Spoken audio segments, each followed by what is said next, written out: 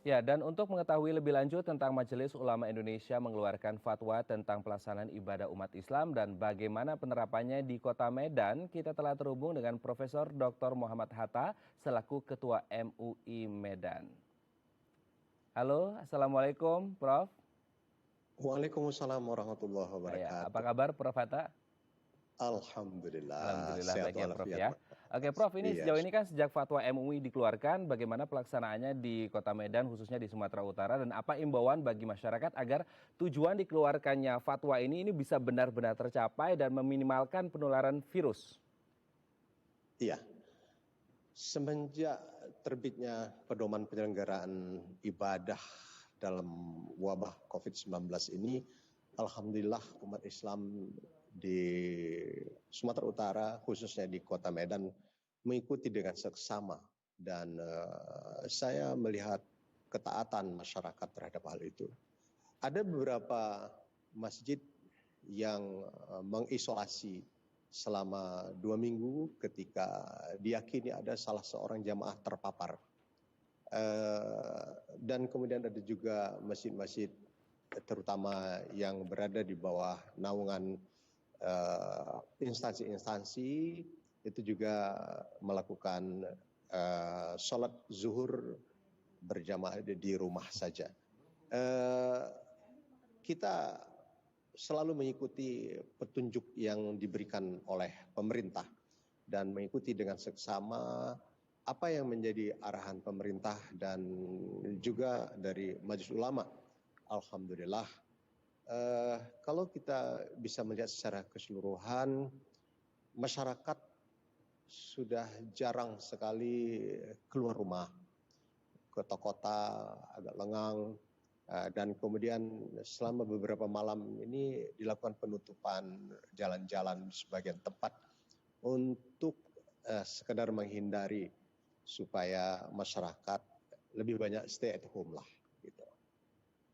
Oke, Prof, ini kalau kita lihat kan sudah 3 minggu atau 3 pekan umat Islam tidak melaksanakan sholat Jumat dan ada yang mempertanyakan seperti itu. Bagaimana kalau sudah 3 kali tidak melaksanakan ibadah sholat Jumat ini katanya melanggar atau tidak sesuai dengan kaidah. Ini bagaimana penjelasan MUI?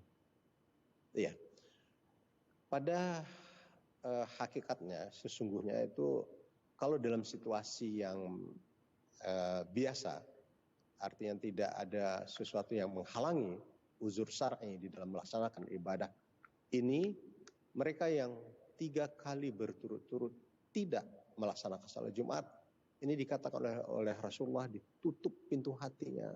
Di satu sisi lagi dibilang munafik, dan yang paling keras disebutkan mereka itu adalah orang yang kafir. Kafir itu artinya ingkar terhadap perintah-perintah Allah.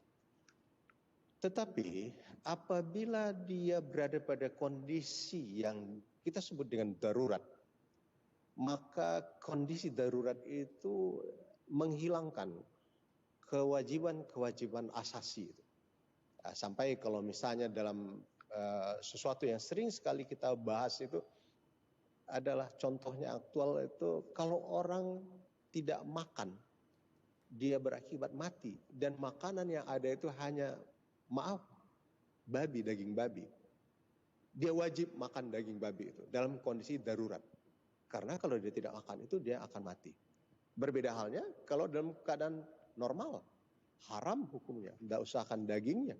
Yang turunannya saja pun tidak dibolehkan. Jadi sama seperti ini. Jadi apabila kita berada dalam keadaan darurat, maka ada hukum khusus yang membenarkan kita untuk itu. Jadi dalam kaitan inilah maka fatwa Majelis Ulama Indonesia nomor 14 tahun 2020 itu mengatur apabila terjadi kondisi yang darurat, maka hal-hal yang kewajiban-kewajiban seperti salat Jumat, salat berjamaah di masjid, ini bisa dilakukan di rumah masing-masing. Oke, berarti ini aman seperti itu ya, masih sesuai Iya, dengan insya kaidah. Allah. Karena saya juga sudah 3 kali nih, Prof, belum sholat Iya, Jumat. iya, Oke, Prof, ada iya. juga di media Iya. sosial ini ramai kemudian banyak masyarakat yang menolak bahkan sampai melempari batu seperti itu untuk pemakaman korban COVID-19. Apa imbauan MUI? Iya, dalam kaitan inilah kita selalu mengajak masyarakat untuk selalu memperdalam pemahaman pengetahuan mereka terhadap COVID-19 ini. Hal itu terjadi menurut kami adalah disebabkan karena kekurang pahaman masyarakat terhadap COVID-19 ini. Ingat bahwa di dalam istilah Islam, mereka yang mati dalam COVID-19 ini disebut dengan syahid syariah. Artinya mereka mendapat posisi yang cukup baik sesungguhnya di sisi Tuhan. Jadi jangan dianggap dia merupakan aib. Dan kemudian apabila protokol yang dilakukan di dalam penyelenggaraan jenazah ini dengan cukup baik, maka ini tidak ada kemungkinan untuk menular, tidak terjadikan penularan kepada yang lain. Nah, oleh sebab itulah maka kita melihat, kita menyayangkan sekali, oleh sebab itu maka kita bimbing masyarakat melalui khutbah-khutbah dan kemudian tulisan-tulisan di surat-surat kabar, di media-media sosial, kita minta supaya masyarakat paham dengan hal itu. Bahkan secara pribadi kemarin saya misalnya pada waktu khutbah Jumat saya katakan, bagaimana kalau misalnya itu terkena kepada diri kita, kepada diri famili kita, ahli keluarga kita. Jadi kita harus lihat sedalam itu. Oke. Jadi jangan hanya mengikuti emosi kita saja seperti itu. Oke. Prof, yang terakhir, bagaimana untuk mudik? Ini kabarnya ada penundaan dari MUI. Ya. Mudik ini kan hanya tradisi saja ya. Tidak ada kaitannya dengan ibadah. Jadi ada silaturahim, prinsip yang dikembangkan dalam Islam. Tapi silaturahim kan tidak mesti harus mudik. Namun begitu, kita harus juga menghargai bagaimana sesungguhnya tradisi itu telah membuat sebuah kekayaan khazanah bagi bangsa Indonesia. Pada saat mudik itu kita bisa bersilaturahim dengan keluarga, bisa mengembangkan informasi, komunikasi dan sebagainya. Tetapi tentu saja kembali kalau dengan pembicaraan kita pertama tadi pada saat yang normal.